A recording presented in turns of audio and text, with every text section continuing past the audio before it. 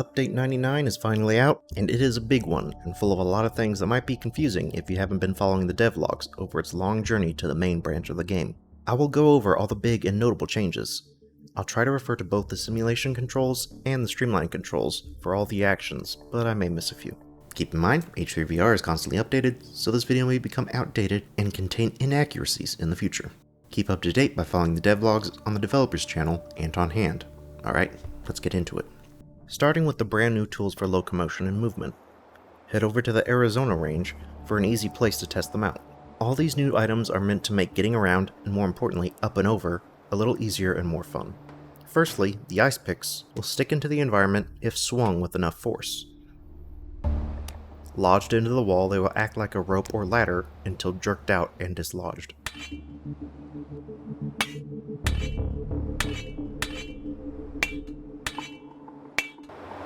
The climbing axes are similar, but use a different type of control. The axe will only plant in the environment when you're holding down the trigger. This allows for a little bit more control over when you are and aren't climbing. So hold the trigger will keep the axe in the wall, but letting go will detach it. Doing this, you can climb one-handed by flinging yourself up the wall. A bit trickier, if not impossible to do with the other picks.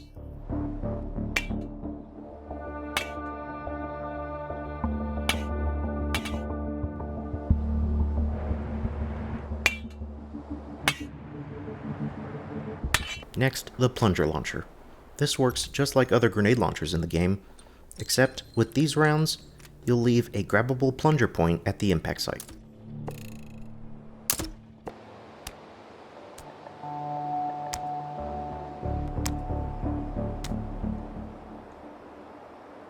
The grappling hook will let you set down your own climbable ropes.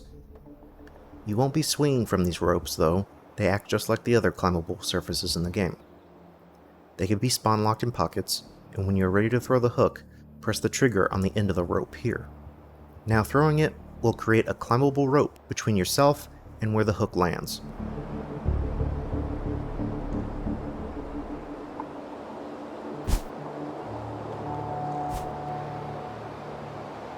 A new change is that while climbing ropes, you can press in the trackpad on simulation controls or the bottom button on streamlined to begin to slide down the rope. The acceleration and speed of which is dependent on the angle of the rope.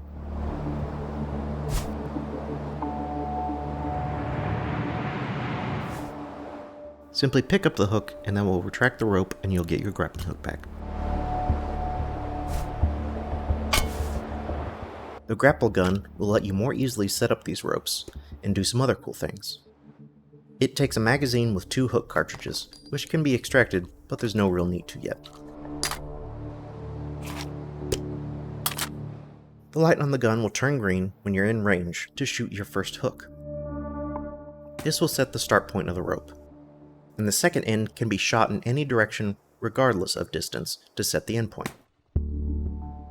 This uses up the ammo, so you'll have to reload. Simply replace the magazine with a new one. Additionally, after firing the first shot and the hook is in the wall, you can press up on the trackpad or the top button to retract the hook. This can help you reset your shot if you miss, or let you reel in SOSIGs. What is more useful is pressing down or the bottom button, which will pull you towards your hook point. You can use this to launch yourself. To get additional velocity, swing your arm before finally pressing the button. By doing this, you can influence the power and direction of your flight. It can take a bit of practice to get good at it though. All these new tools for climbing will come in handy with arguably the biggest addition in the update, the new map for take and hold. This can be accessed by pressing the arrows on the map panel in the main take and hold menu. Northeast Dakota is based on the Winter Wasteland scene, but redesigned for take and hold. This large outdoor map will allow for much longer range engagements and a bit of a trek between each hold or supply point, so picking up those climbing tools will come in handy.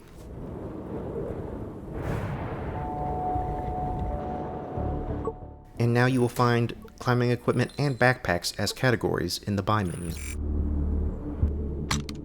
Some other changes to take and hold include ammo panels now giving free speed loaders and clips for weapons that take them. those are no longer handled exactly like magazines in limited ammo mode. Speaking of magazines, the magazine cloner has been updated to include the ability to upgrade magazines.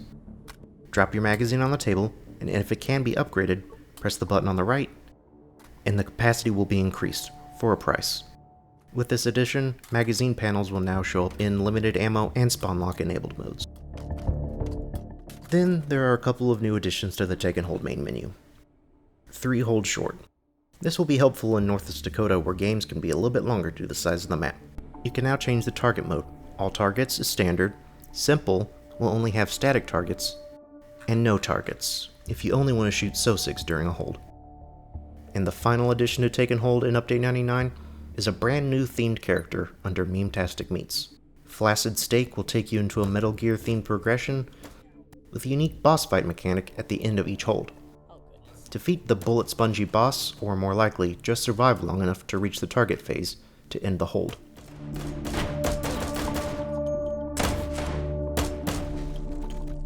Weapons and Equipment OSP.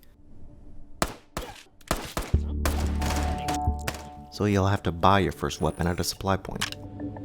You will, however, start with a pack of mini health sausages. These heal 25% health each, and will help you stay alive during the spongy boss battles. Along with an arsenal of weapons found in Metal Gear that is already part of H3VR, a few new items have been added.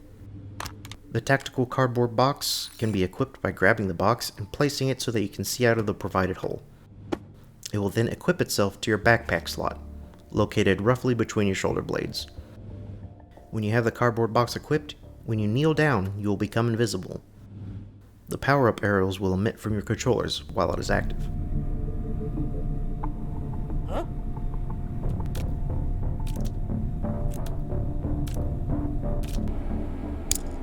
C4 explosives have been added. Simply flip the switch to arm them, and then place it in the environment to stick them in place. Pull the trigger on the provided detonator and, well, another explosive added is the Claymore Trip Mine.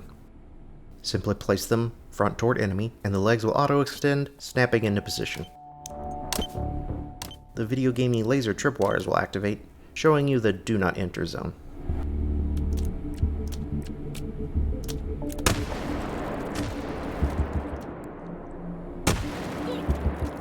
And finally, the last Metal Gear themed addition is the Remote Guided Missile Launcher. Flick the on switch to activate, and then feed a missile into the front of the launcher. The camera on the missile is now active, so you can use the monitor to guide yourself to target. Grab the joystick on the left, and pull the trigger on your hand holding the launcher to fire. Using the joystick, you can steer the slow-moving rocket to its destination. Pressing the trigger on the joystick will accelerate the rocket, getting you there faster.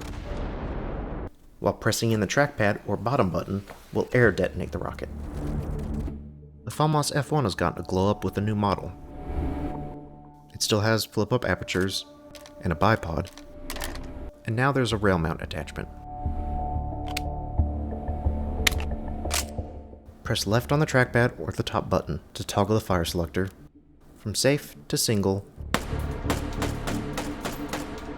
then auto. The selector at the rear will switch between full auto and 3-round burst.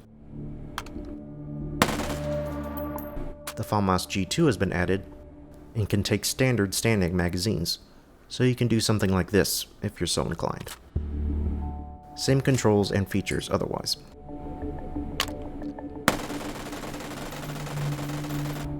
There have been some other changes and additions to the arsenal, such as the M9 family of pistols has gotten a glow up, as well as 2 additions. The original M9 with no bottom rail,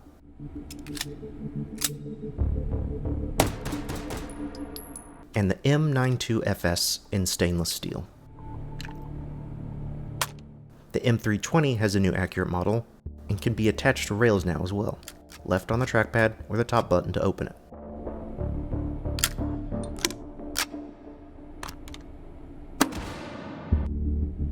To attach it to the bottom rail of a weapon, it is easiest to pull back on the stock, then touch the rear of the weapon to the bottom rail. Then you can snap it into place.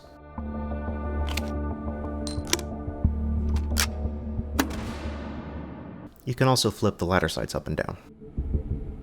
The MP412 Rex is a break-forward double-action revolver. Left on the trackpad or top button to break it open.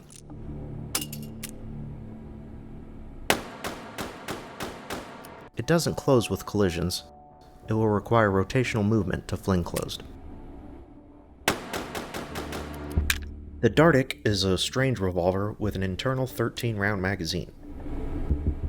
It comes with a 10-tround, or triangular round, clip. Open the loading gate in the side with left on the trackpad or the top button. It technically has a 13+2 capacity if you feed rounds directly into the cylinder before closing the hatch.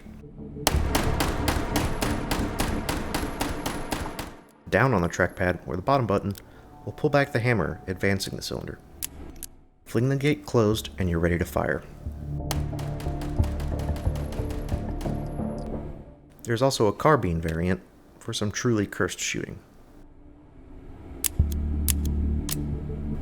The OTS-38 is a revolver with an integrated laser sight that takes a moon clip of special ammunition that renders this gun virtually silent.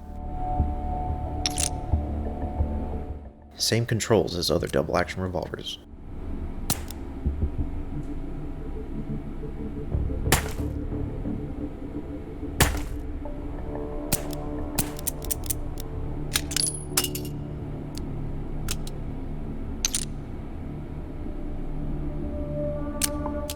The final new weapon is the Webley Fosbury, a break-forward recoil-operated revolver.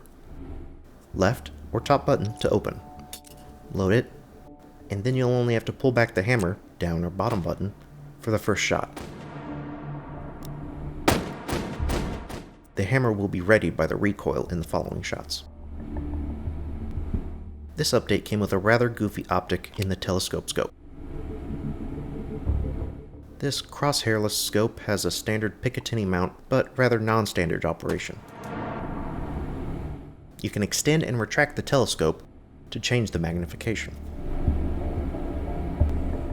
And finally, the last addition for Update 99, at long last, is a rangefinder.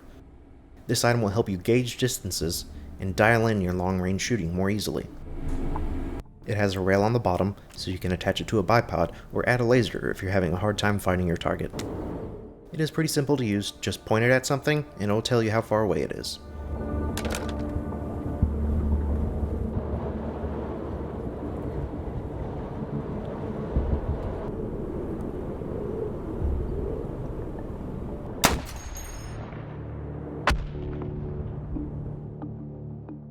That's it for Update 99, and it was a rather hefty one. We will have to see what Anton has in store for us for Update 100. Thanks for watching.